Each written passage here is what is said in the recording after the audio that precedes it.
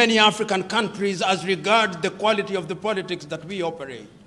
And it's not lost on me that in many African countries today, politics is about life and death. And the competition is cutthroat competition, and throats are actually cut. I'm not speaking figuratively. Throats are actually cut in political contest.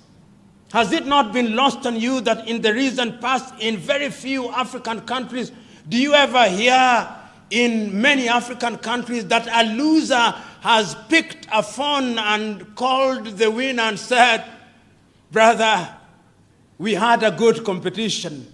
The people spoke." The lingua franca after every African election is one. The elections have been stolen, they have been rigged. So in Africa, elections are either stolen or rigged. They are never lost nor won. And why? The reason is very simple. It is cutthroat. It is not a competition of ideas. It is a competition for occupying a lucrative casino so that the political office, the state house, or the government house is a casino where gambling is perpetuated on a daily basis. And everyone wants to be in control of that casino. So until the day that we are able, Mwalimu Nyerere saw these things. He said, he said that State House is a holy place. He said, in Kiswahili, he said it better. He said, Ikulu ni mahali patakatifu. Ikulu ni mahali patakatifu. The State House is a holy place, and we must never convert it into a den of thieves. And one can extend that to Parliament. Parliament is a holy place, and it must not be a den of thieves. We must not build governments where we have Alibaba and 40 thieves. In fact, they are no longer 40. Since Alibaba went there, we now have Alibabas and many other thieves. Until we eliminate Alibabaism from our politics, we are going nowhere. How much you spend in election, we know what it is that would be expended when you are a presidential candidate, when you are a member of parliament, when you are a councillor. But there is a sense in which Chinua Achebe was right. Chinua Achebe, writing in 1958, said of a bird amongst his Igbo people that since man has learned to shoot without missing, Eneke the bird has learned to fly without perching.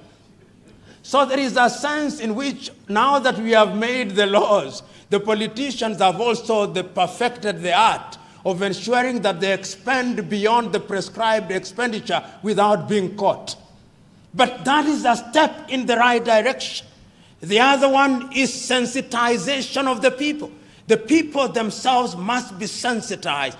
I said at the outset that one of the problems in Africa is the assumption, and I want to repeat to us, perhaps we are the better lot, but there is a sense in Africa in which the politician, whether they say it or not, actually believe that we, the electorate, are a bunch of nincompoops.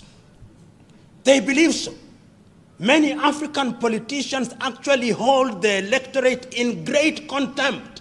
They think we don't think. And because they have hypnotized us in countries where ethnicity has taken root, they remind us that, if you elect me, then our tribe is safe. If you elect me, then it is our tribe's turn to eat. So we believe that even if he is a thief, he is our own thief. I'm saying that what we must realize, whether we are in Uganda, whether we are in Kenya or Ethiopia, what we must recognize is that going forward, when we don't have good roads, those good roads, when we don't have good roads, the bad roads will affect all of us. It doesn't matter which tribe you come from. When you can't get medicine in hospital, it is not because of your tribe that you'll get treated. When you don't have good schools, the schools are bad for everybody. And therefore, the time for us is to wake up. I'm now beginning to see people waking up. Look at what is happening in Algeria. The Algerians are telling their leader, oh, you may have been God's gift to us, but even the gods are now tired. Can't be great. Africa must be great. But in order for Africa to be great, we must inject what I've called at a different setting, we must inject hygiene in our politics. And there is something to learn from every civilization. One of the things that we can learn from the Western countries, which is positive, is that to a large extent they have now made competition in their political arena a competition of ideas. So that in many Western countries, a leader sees public office as an opportunity for service. So that when there is a vote in the United Kingdom as to whether they should leave or not, and they vote to leave, the young David Cameron leaves office. Can you imagine an African president saying, I'm now resigning because I lost the vote? He'll say, I did not vote. It is the people who voted. They do it, and there is something to learn from it. Look at what is happening again in that area of Brexit. Their prime minister saying, if you approve my plan, I will leave office.